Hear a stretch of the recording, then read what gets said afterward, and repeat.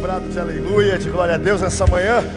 Sejam bem-vindos à segunda celebração desse domingo. É uma alegria poder receber você, sua família, vocês que nos acompanham também pela Boas Novas. Sejam todos muito bem-vindos. Abra comigo sua Bíblia no livro de Efésios, capítulo de número 6. Nós vamos estudar hoje a lição de número 13. E hoje, excepcionalmente, seria a lição 12. Nós vamos fazer a lição de número 13 por uma falha minha, pessoal, tá bom? Eu escalei a lição errada, então a gente vai fazer a 13 hoje e vamos fazer a 12 no próximo domingo. Mas, para compensar a minha falha, hoje vocês vão ter o privilégio de receber, ministrando essa lição, o comentarista da revista. Se você abrir na primeira página, aí embaixo da página está escrito Pastor Edmar Santos. Pastor Edmar é um homem de Deus, um amigo, lidera nosso templo lá na Estrada Nova e está aqui na frente hoje. Daqui a pouco vai nos trazer essa ministração. Abra o seu coração, se prepare para aquilo que Deus vai falar. Tem aí o 13. Nossa leitura hoje é do versículo 10 ao versículo 24. Então quero convidar você a localizar na sua Bíblia. Se você tiver no celular, não tem problema, mas privilegie a Bíblia. Efésios capítulo 6. Nós vamos para a segunda parte do capítulo, versículo 10 ao 24, vamos ler intercalado, vou ler o primeiro, e aí você me acompanha. Versículo 10, quanto ao mais, sede fortalecidos no Senhor e na força do seu poder.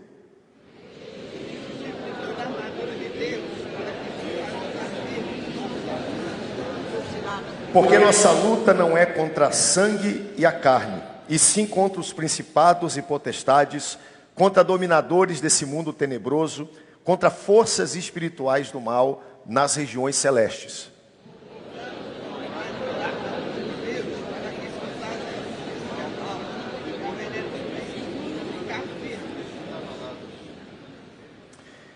Estais, pois, firmes, cingindo-vos com toda a verdade e vestindo-vos da couraça da justiça.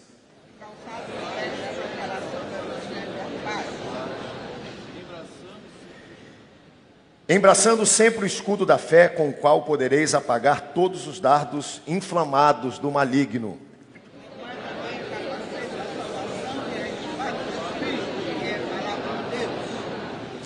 Com toda oração e súplica, orando em todo tempo no Espírito, e para isso vigiando com toda perseverança e súplica por todos os santos.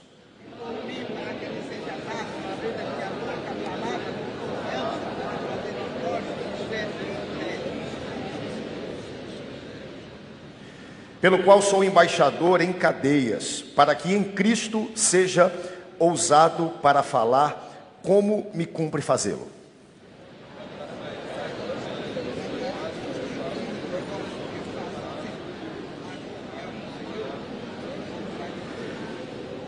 Era só até o 20, mas a gente vai terminar. Vocês estão com muita fé, pessoal. Olha aí, vamos continuar então. Vou ler o 22. Foi para isso que vou-lhe enviei, para que saibais a vosso respeito, e ele console o vosso coração.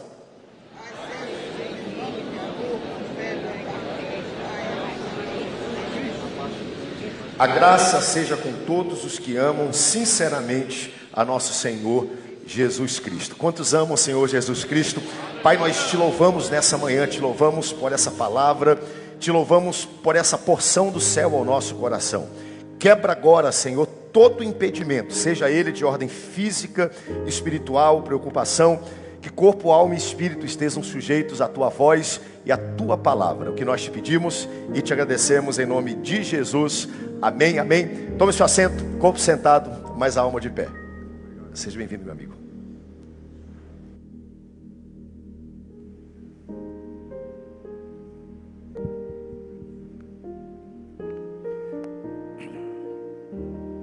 Queridos irmãos, eu vos cumprimento com a paz do Senhor Jesus de Nazaré nesta manhã.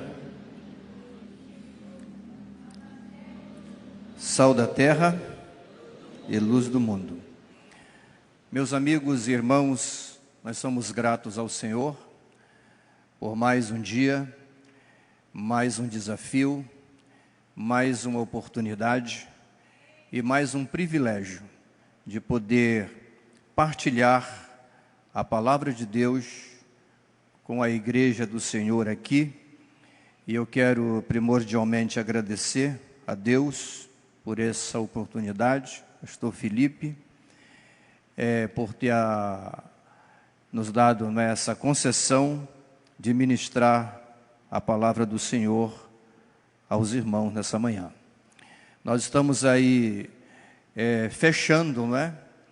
Fizemos aí uma navegação pelas cartas de Paulo aos Gálatas e aos Efésios, e hoje a gente faz aí o fechamento dessa jornada com a lição de número 13, que traz como título e tema Vencendo a Guerra Espiritual, que está fundamentada na última parte do capítulo 6 da carta de Paulo aos Efésios. O pastor já fez a leitura com a igreja do texto, né, que fundamenta, e nós vamos aqui, pela graça do Senhor, a uma exposição prática, não é? E eu espero que aquilo que vai ser colocado aqui seja abençoador para mim, que estou falando aqui, e para os irmãos que estarão recebendo. Quantos vieram nessa manhã aqui dispostos a abrir o coração para receber a palavra de Deus? Digam amém. Amém. Glórias ao Senhor. Meus irmãos, eu quero começar falando para vocês que no dia 7 de outubro do ano de 2023, portanto bem recente, um grupo de meliantes e terroristas se uniram e fizeram uma invasão no território israelense. Eles entraram nos kibbutz. Kibbutz é uma espécie de comunidade agrária existente em Israel, mesmo antes da fundação do Estado judeu. Isso é muito comum ali. E eles invadiram ali e praticaram todo tipo de atrocidades que você pode imaginar: estupro, mortes violentas e fuzilamentos, e além disso, sequestraram centenas de pessoas, calcula-se quase 1.300 pessoas que foram levadas, e algumas já morreram, outras foram libertadas, e outras até hoje permanecem em cativeiro, né, na faixa de Gaza. E depois deste episódio, o primeiro-ministro de Israel, Benjamin Netanyahu, ele convocou a imprensa, e ele foi à televisão e fez uma declaração forte, incisiva, veemente e impetuosa para toda a nação de Israel. Ele disse assim: olha, nós, Israel, estamos em guerra. E a declaração dele foi diferenciada porque Israel sempre viveu em conflitos, desde a sua fundação em 48. Os irmãos conhecem essa história. Mas a declaração do primeiro-ministro de Israel, naquele momento, ela era algo a mais. Ele quis chamar a atenção do seu povo de que aquele momento era diferente. Estavam verdadeiramente em guerra, em todas as letras, em toda a expressão da palavra. E eu quero nessa manhã tomar essa declaração do primeiro-ministro israelense para nortear algumas coisas que nós vamos falar à igreja nessa manhã. Nós estamos em guerra. Você pode repetir isso comigo, irmão? Diga assim bem forte: nós estamos em guerra.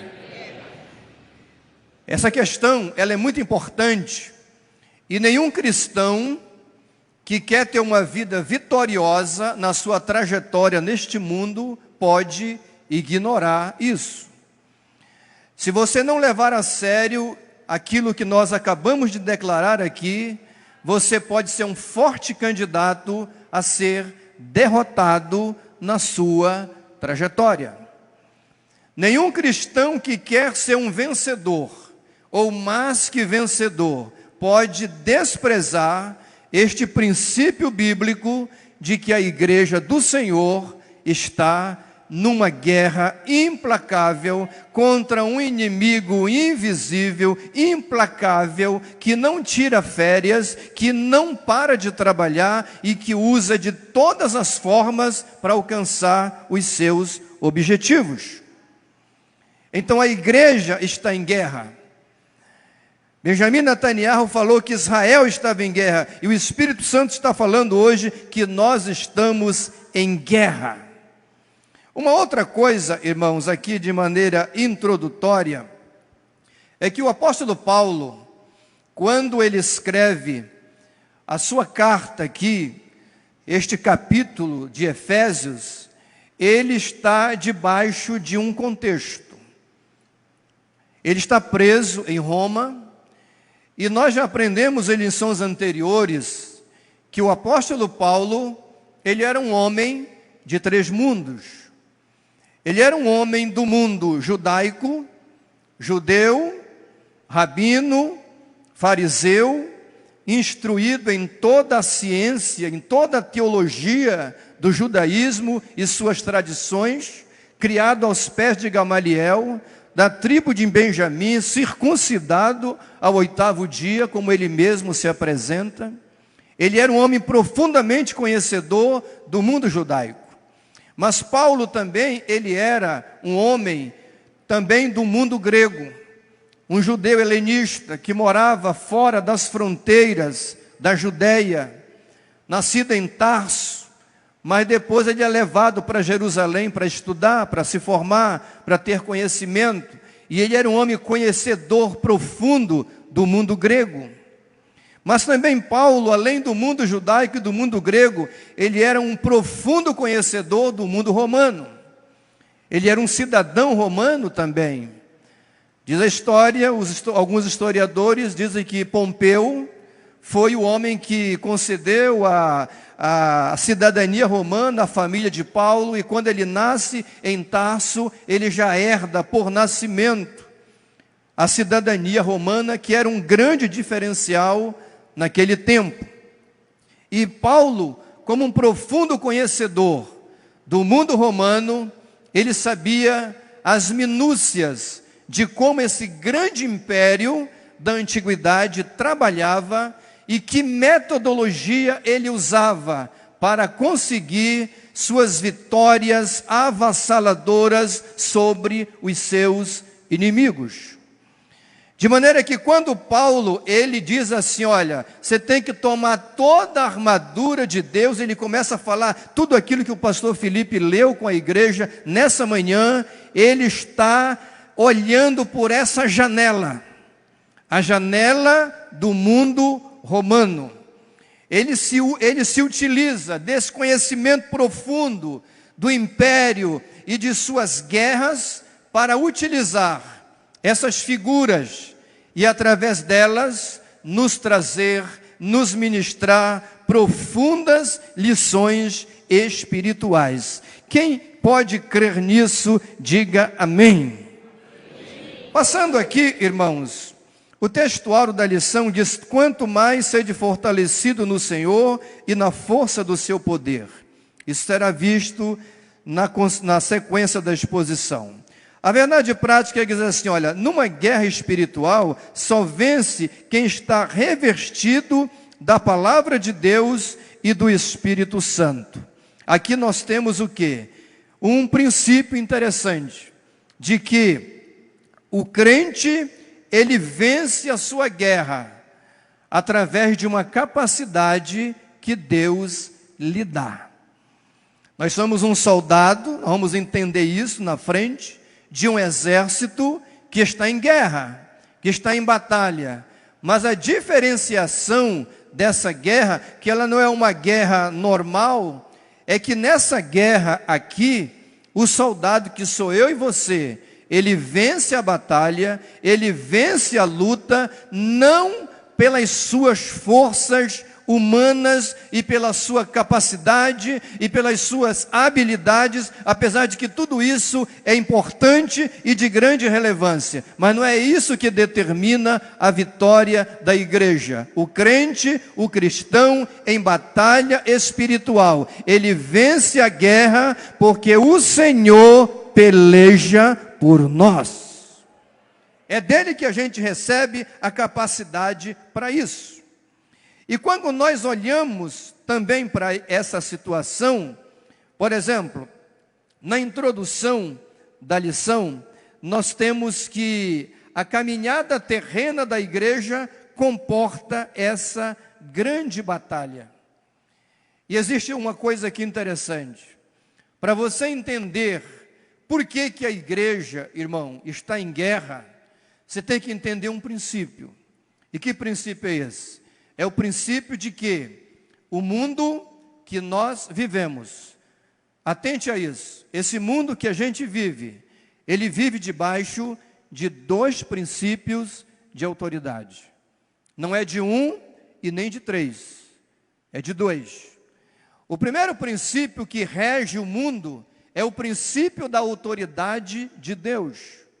Sua soberania, sua graça, sua palavra, seu espírito, sua mensagem, seu plano salvador, sua ação no mundo, no homem, na salvação, no recebimento que nós passamos na família de Deus. Esse é o princípio da autoridade de Deus. Hoje de manhã, nós saímos da nossa casa e fomos trazidos para cá pelo Espírito Santo. Ele nos trouxe para nos proporcionar este momento de graça, de comunhão, entrelaçamento, coinonia, envolvimento, aonde eu e você temos a mesma fé, o mesmo batismo, a mesma graça, a mesma experiência, o mesmo Pentecoste, a mesma esperança, que é a vinda de Cristo. Quem está unido por esses sentimentos que eu acabei de falar, você pode erguer as mãos assim, irmão, e dar um brado de glória. Aonde estão os pentecostais? Glorifique o Senhor.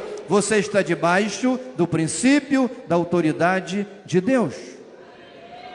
Mas além desse princípio, existe um outro princípio opositor que confronta, que é o princípio da rebelião de Satanás. É o mundo expresso na vida mundana, costas para Deus, oposição ao reino dos céus, luta contra tudo aquilo que se refere a Deus, a igreja, ao seu reino. Esse é o princípio da rebelião de Satanás. Um detalhe, não existe neutralidade. Se eu não estou debaixo do princípio da autoridade de Deus, automaticamente eu estou debaixo do princípio da rebelião de Satanás. E o contrário também é verdadeiro. Mas eu dou graças ao Senhor que o evangelho da graça nos alcançou e hoje nós estamos debaixo da unção, da graça, do poder, da alegria, da influência do Espírito Santo do Senhor, e essa é a nossa realidade hoje. Eu digo amém por isso. Sequência da lição, irmãos. O primeiro tópico da lição fala o preparo para a batalha. O preparo para a batalha. E aí vem o item de número 1, que traz o texto: quanto ao mais sede fortalecidos no Senhor e na força do seu poder. Poder para vencer a batalha, como me referi no início. De onde que vem esse poder? De nós mesmos? Não. Vem daquele que está em nós. Então nós temos dois princípios interessantes aqui que eu quero ressaltar, irmãos. A força determinante na guerra. Qual é a força determinante nessa batalha espiritual que a gente está travando? Que força determinante é essa? É o relacionamento com Deus e o poder de Deus que está em nós. Nós nos relacionamos com Ele, e a consequência desse relacionamento é que Ele age em nós. Ele opera em nós, Ele se move em nós, Ele usa o seu poder através de nós nessa grande batalha espiritual. Esse é o primeiro princípio aqui. O apóstolo Paulo, em 2 Coríntios 10, 14, ele diz que as armas de nossa milícias são poderosas em Deus. Olha que coisa impressionante. As armas de nossa milícia, de nossa guerra, de nosso combate, da nossa luta, não importa em que circunstância, elas são poderosas. Aonde? Na minha habilidade teológica? Não. No meu conhecimento? Não. Na minha experiência? Não. Tudo isso é importante, mas o determinante, o que determina que Satanás vai cair e que você vai prevalecer, não é nada disso. É a glória do Senhor, é a força de Deus que opera em nós. É por isso que a Bíblia diz, diga assim comigo, irmão, maior é aquele que está em nós. Diga mais forte, maior é aquele que está em nós. Ele está em você, Ele está em você, Ele está em você. Então se prepare, porque você não vai perder essa batalha, porque as armas é Ele que vai usar. Bendito seja o nome do Senhor. Seguindo à frente nesse raciocínio, tem um outro princípio aqui interessante, né? O que está em nós é que anula o inimigo. É um complemento. O que está em nós é que anula o inimigo. E não nós, propriamente dito. Está entendendo? E aqui eu quero citar uma figura bíblica, que é a figura de Miguel. O arcanjo Miguel. Né? Eu não vou entrar aqui em detalhe teológico sobre a figura de Miguel, porque não é a nossa temática, não é o foco da lição. Mas eu quero citar Miguel, o arcanjo Miguel.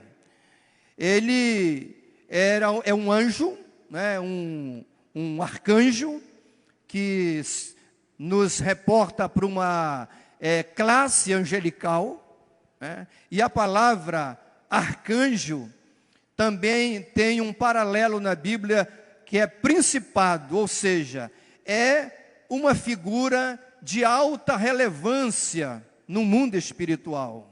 Eu queria considerar por esse viés. Um arcanjo, ele é uma figura de alta relevância no mundo espiritual.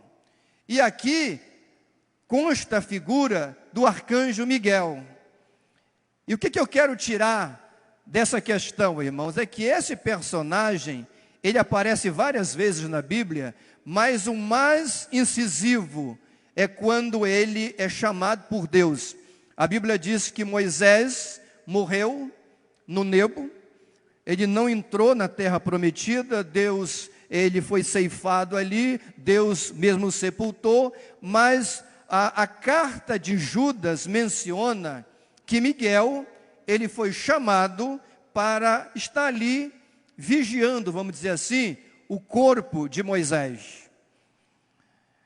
E Miguel estava ali. E quem aparece na cena? Aquele que é o inimigo nosso na guerra espiritual. Ele aparece e Judas fala que Satanás contendeu com o arcanjo Miguel acerca do corpo de Moisés. Ele queria praticar ali algum ato de violação, digamos assim. Mas preste atenção nisso, irmão. Nunca esqueça disso que eu vou te falar agora. Eu estou ministrando sobre um princípio de o que anula a ação do inimigo e derrota o inimigo na guerra espiritual. Não somos nós, não é a nossa habilidade, não é a nossa espiritualidade, não é o nosso ofício, não é a nossa posição na hierarquia eclesiástica ou qualquer característica que se possa mencionar. Não. O que determina a derrota de Satanás, o nosso inimigo, é aquilo que está em nós. É a presença do Deus Todo-Poderoso. É o princípio de autoridade sobre o qual nós estamos debaixo de sua influência. E o arcanjo Miguel, ele nos dá a prova disso. Ele era poderoso, ele era grande, ele era representativo no mundo espiritual. Quando Satanás quis fazer alguma baderna ali, ele poderia muito bem dizer: olha, sai daqui, vai embora, eu não vou deixar você entrar aqui. Tu me conheces, eu sou o arcanjo Miguel, o anjo guerreiro, e poderia expulsar Satanás de lá, mas ele não fez isso. A Bíblia diz que quando o inimigo quis fazer baderna, Miguel, o grande arcanjo, ele olhou para Satanás e disse assim: olha, o Senhor te repreenda. O Senhor te repreenda. Ou seja, se Miguel resolveu, diante de Satanás, usar a autoridade maior, suprema, onipotente, onipresente, onisciente, quem sou eu e você para dizer assim: olha, eu vou lá porque Satanás vai temer o meu tempo de ministério, o meu doutorado que eu fiz em teologia lá em Milão. Satanás não tem medo de nada disso, irmão. Ele tem medo de uma coisa: quando ele olha para você, ele não vê você, ele vê a glória de Deus em você, ele vê o Espírito Santo em você, ele vê a unção da graça em você, ele vê a presença daquele que é maior do que tudo. E a Bíblia diz: resisti o diabo na fé e ele fugirá de vós. Ele vai fugir, não é porque você e eu somos grandes, ele vai fugir porque ele vai enxergar aquele que é maior do que tudo. Levante as suas mãos e dê um brado de glória. 114 anos de Pentecoste, aonde estão os pentecostais nesta manhã? Glória a Deus. O segundo item da lição, irmãos, aqui, e o terceiro, nos trazem algo que é um alerta nessa guerra espiritual. Eu quero unir os dois, para ganhar o tempo. Diga assim comigo: se você quiser ganhar a guerra espiritual, você tem que evitar dois extremos, dois comportamentos. Diga assim comigo: eu não posso subestimar o inimigo. Agora diga assim: eu não devo superestimar o inimigo. O que é isso? Eu não posso subestimar o inimigo. Ou seja, o que é subestimar o inimigo, irmão? É você pensar, entendeu? Desprezá-lo, está entendendo? Negar a existência dele. Por exemplo, tem gente que não acredita no diabo. Olha, gente, não acredite. Esse negócio de Satanás, esse negócio de demônio, esse negócio de inferno, isso é criação dos pastores, da igreja, para meter medo nas pessoas, para eles poderem dominar as pessoas. A gente ouve muito isso por aí. Então isso é subestimar o inimigo. Agora tem um detalhe: Satanás, irmão, eu vou dar um dado, que eu acho que é até uma virtude que ele tem. Não é? Que a gente fala muito de Satanás, não é? Não presta, mata, rouba, destrói, e ele é tudo isso aí. Mas ele tem uma virtude que eu acho que até a gente podia aprender com ele. Entendeu? Satanás, ele é uma pessoa que adora o anonimato.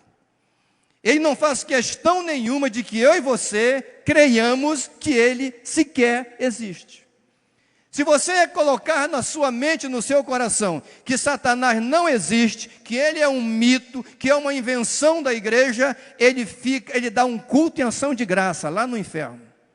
Ele fica super alegre, entendeu? Porque se ele fizer você acreditar que ele não existe, que ele não é nenhuma ameaça, que ele é apenas imaginação, ele já deu um passo garantido para a vitória que ele quer ter sobre a sua vida, sobre a sua casa, sobre a sua família, sobre tudo o que é teu.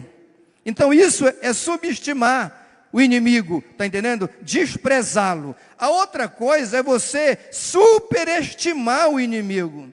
Achar que ele é algo que realmente não pode ser vencido, que ele é avassalador, que ele vai destruir tudo, que você não vai conseguir ter vitória. Também é outro extremo que você não pode cometer em cair nele. Sabe por quê, irmão? Porque Satanás, ele existe, ele é cruel, ele é forte, ele é inteligente, ele é estratégico, ele usa laço, ele é uma pessoa sagaz, é um enganador, tudo isso a gente sabe. Mas eu quero dizer essa manhã, a essa igreja, a Bíblia é maravilhosa, porque ela não se omite em também dizer que esse inimigo implacável, forte, desastrado e miserável, ele só vai até aonde o Rei dos Reis e Senhor dos Senhores permite. Ele só vai até onde Deus permite. Quer ver? Você conhece a história de Jó, não é? Olha, Senhor, Jó e tal, e Deus falou, olha, vai lá. Está entendendo? Você pode fazer algumas coisinhas lá. Agora é o seguinte, não toca na vida dele. Deus estabeleceu um limite. E Satanás continua operando na terra debaixo de um limite que Deus lhe coloca. O Deus que está em você coloca limite em Satanás. Satanás não tem todo o poder para fazer aquilo que ele quer. Ele tem muitos poderes, mas só tem um que pode abrir a boca e dizer, todo o poder foi me dado no céu e na terra. Sabe quem tem todo o poder? Aquele que está contigo, aquele que te salvou, aquele que te nomeou, aquele que está na tua vida, na tua trajetória. Se você crê nessa palavra, glorifique o Senhor nesta manhã. Glória a Deus. O segundo tópico da lição fala de batalha espiritual, no campo da batalha espiritual. E aqui tem um princípio interessante, irmão, porque se você quer, numa batalha convencional qualquer, quando se quer vencer o inimigo, você precisa conhecer os movimentos do inimigo.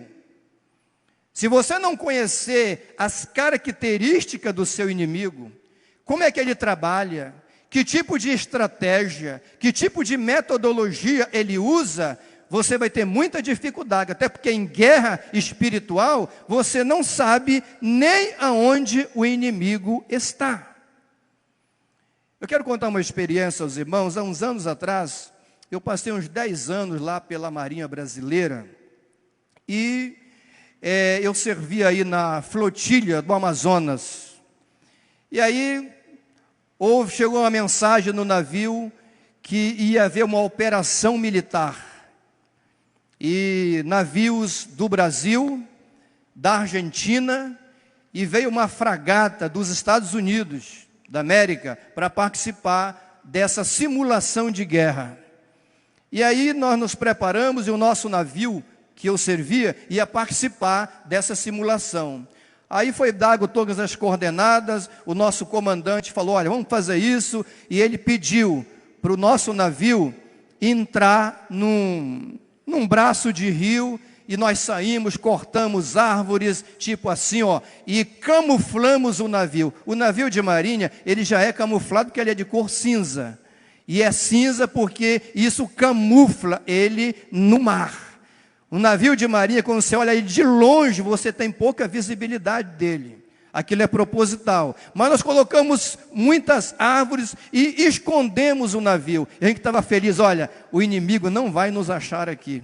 A gente vai ser bem sucedido. Irmão, quando nós terminamos aquele trabalho todo suado, entendeu? Chegou uma mensagem no navio e falou assim, olha, o navio de vocês já pode voltar para a estação naval, porque vocês já foram derrotados. A fragata americana detonou o navio de vocês. E nós nem sabíamos aonde estava a fragata. Você tem uma ideia? Que isso significa o quê? A estratégia utilizada pelo inimigo, ela tem um poder muito grande. E Satanás, irmãos, ele tem aí uma capacidade nesse sentido. Por exemplo, o item 1 diz as ciladas do diabo. A palavra cilada, ela deriva da palavra grega metodeia. É um esquema, entendeu? Um esquema que o inimigo usa para te derrotar. Ele conhece a tua fragilidade, ele sabe o teu ponto fraco.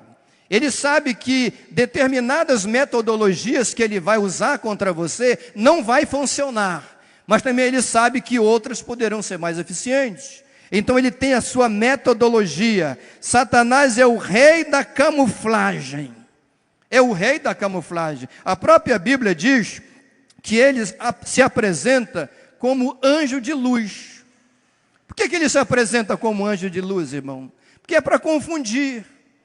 E hoje nós vivemos uma situação dramática no mundo religioso, porque tem tanta coisa parecida com o Evangelho, que um crente que não esteja completamente atento, ele tem dificuldade de discernir o que é verdadeiro, o que é falso, o que tem fundamento, o que não tem. É muito difícil. Joio e trigo.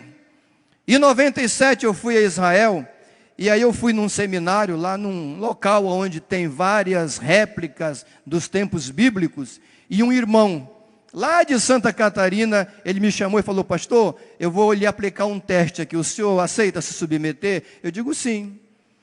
Olha, eu vou passar esse teste ao irmão. Ele falou para mim: olha, todos os pastores brasileiros que já passaram por aqui, todos foram reprovados nesse teste. Eu digo: isso é muito difícil. Aí ele apareceu e trouxe 2 ramalhetes na mão. 2 ramalhetes, na mão direita e na mão esquerda. Ele falou: pastor, olha, eu estou aqui com esses 2 ramalhetes. Um é joio e o outro é trigo. Eu só quero que o senhor me diga qual é o trigo e qual é o joio. E eu fiquei olhando e falei: olha, mais um reprovado. Não sei não, é muito difícil. Só quem tem perícia, só quem tem muito detalhe é que diferencia pelo menos aqueles 2 que ele me mostrou. Você está entendendo? Então Satanás nos dá uma imposição hoje que é muito difícil, meu irmão, você definir às vezes o que é joio e o que é trigo. Eu não tenho muita preocupação com isso. Não se preocupe muito, irmão, em arrancar joio, que a Bíblia diz que nem é para arrancar. Não se preocupe em arrancar joio, deixa o joio lá. Plante trigo, semeia trigo, e a vitória vai vir para a glória do Senhor. Mas eu estou falando de Satanás que se apresenta como um anjo de luz. E eu volto ao tópico anterior que eu falei, que Satanás, irmão, ele não tem nenhuma pretensão que você saiba quem ele é, que você saiba o que ele faz, que você saiba tudo aquilo que realmente ele pratica. Ele se camufla, ele não tem interesse em aparecer. Anjo de luz é uma camuflagem. Você quer ver uma coisa? Aí no sul do país, para a banda de lá, tem a igreja de Satanás. Entendeu? E é impressionante que a Bíblia diz que o mundo jaz no maligno. Então, por lógica, devia ter mais gente lá do que aqui. Mas se você for lá, pastor Felipe, você vai ver um grupinho de gente lá, uns 6 gatos pingados lá, fazendo culto na igreja de Satanás. E tem uma estátua dele lá, sentada no trono. E eu sei explicar por que as pessoas não vão lá, apesar de adorarem o mundo em que vive. É porque é o seguinte, irmão, eles metem medo na pessoa. Entendeu? Qual é a imagem que nós temos de Satanás na nossa cultura aqui? É um camarada que tem um chifre grandão, entendeu? Um rabo que vai bater ali, ó. Entendeu? Uma espécie de um dragão. E se não for suficiente, ele ainda tem um tridente na mão que ele quer enfincar em você.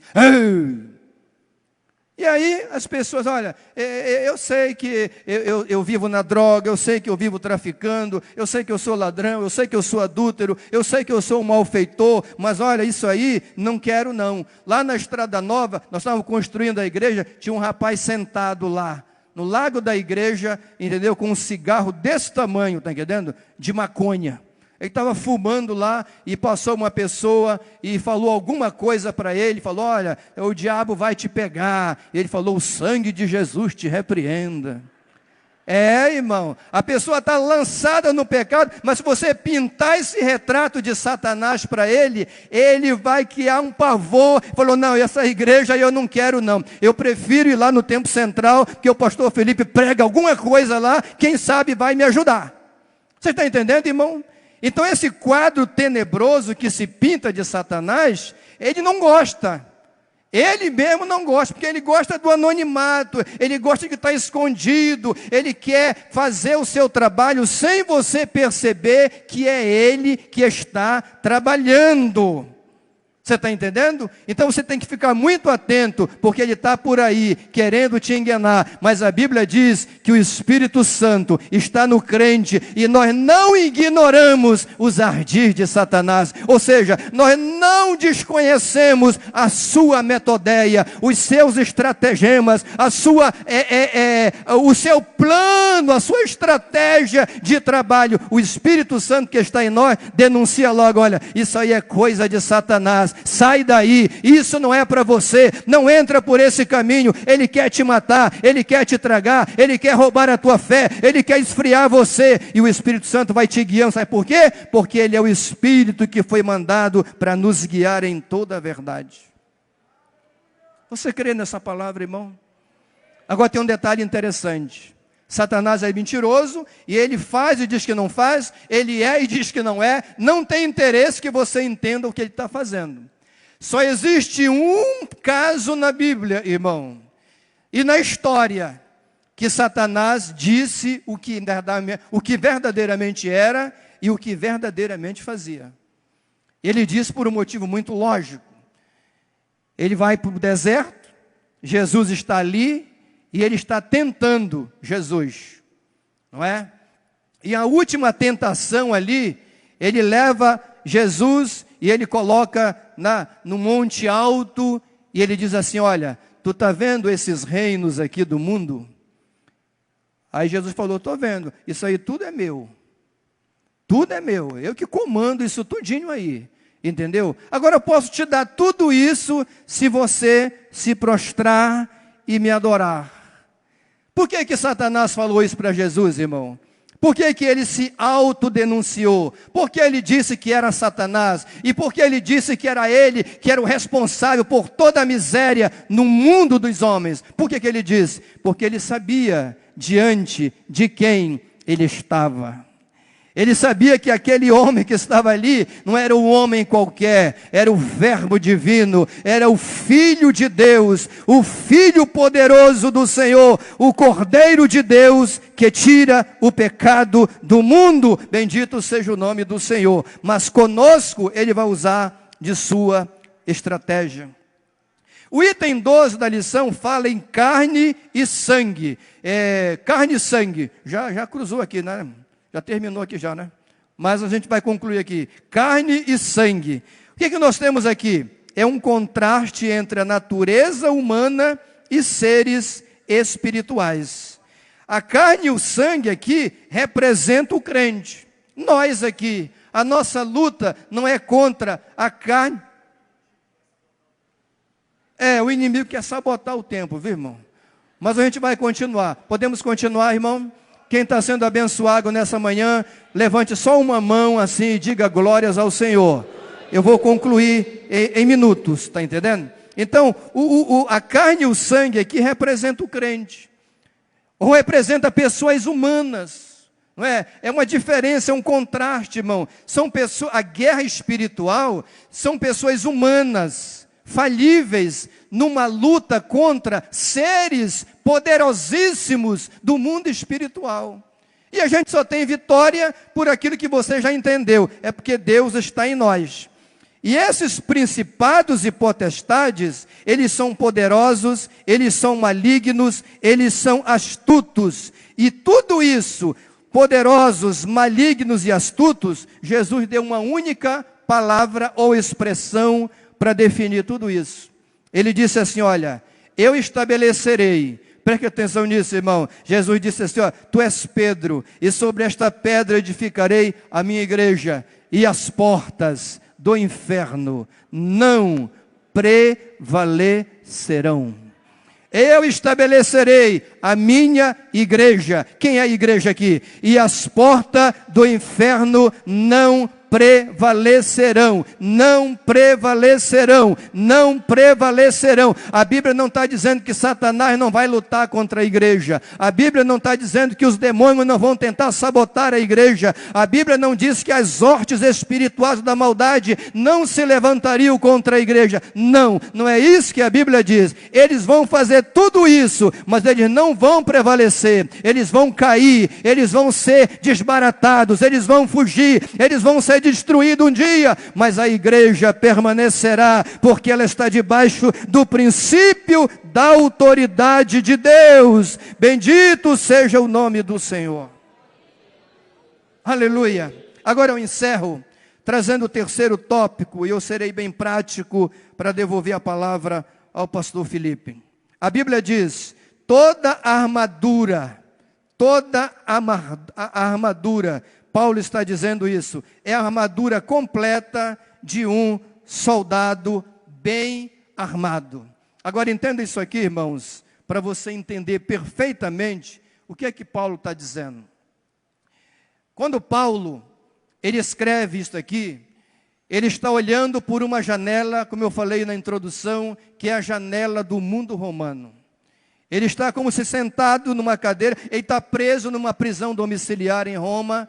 É como se ele estivesse olhando e vendo o exército romano em plena campanha de guerra. E o que acontecia no Império Romano era o seguinte, irmão. Roma foi uma cidade que ela foi criada, ela foi fundada, estabelecida, mas ela era uma cidade razoavelmente pequena, cercada por outras cidades poderosas, que tinham seus exércitos. E o que acontece? Roma não tinha um exército assim, organizado, nos moldes dos seus inimigos. Ela tinha uma guarda protetora, não é? Mas não era páreo para os seus inimigos. E o que é que Roma faz? Quando Roma entra no processo da república, eles criam aquilo que ficou conhecido como legiões romanas. E como é que se fazia uma legião romana? Eles começaram assim, eles pegaram os seus soldados e organizaram de 100 em 100. E 100 soldados no exército romano era uma centúria. E de centúria vem o nome centurião. Aquele que Jesus curou, o filho dele, por exemplo, não é? Era um centurião romano. Era um comandante que comandava 100 homens. Uma centúria. No ato contínuo, eles foram se aprimorando, e aí eles começaram a juntar várias centúrias numa companhia de guerra só. E aí daí que surgiu a legião romana. Uma legião, ela poderia ter 50 ou 60 centúrias, não é? E quando se unia as centúrias de 5.000 a 6.000 soldados, isso se chamava uma legião. E o comandante de uma legião era um legado. E um soldado que lutava era um legionário. E o que acontecia? Roma, para fortalecer o seu poderio militar, ele começou a investir nas legiões romanas. Então o jovem, 17 anos, a partir dos 17 anos, ele poderia se alistar no exército romano. E ele ia para ali, fazia vários testes, irmão, era uma coisa grandiosa, pesada. O treinamento para você fazer parte de uma legião romana era muito forte. Você tinha que marchar 30 quilômetros, carregando nas costas um fardo de 30 a 40 quilos, para testar. A espada que se dava a um soldado em treinamento era 2, 3 vezes o peso de uma espada normal, para que ele pudesse ganhar musculatura e habilidade na hora do seu combate, quando ele estivesse numa guerra verdadeira. Então isso era muito interessante. Então eles passavam por todo esse treinamento, e no final, aqueles que eram aprovados nesse treinamento, se fazia uma cerimônia, e ali ele ia receber a sua armadura. E olha que coisa interessante, ele recebia um cinturão, ele recebia uma couraça, ele recebia sapato, bota e sandália para os pés, ele recebia um escudo e ele recebia um capacete. E além disso, ele recebia uma pequena espada que chamava-se de gládio. É daí que vem gladiador. era uma espada pequena, e essa espada é que seria usada para as guerras corpo a corpo. Você está entendendo? Então, esse soldado romano, esse legionário, ele recebia isso tudo, vamos dizer, na sua formatura.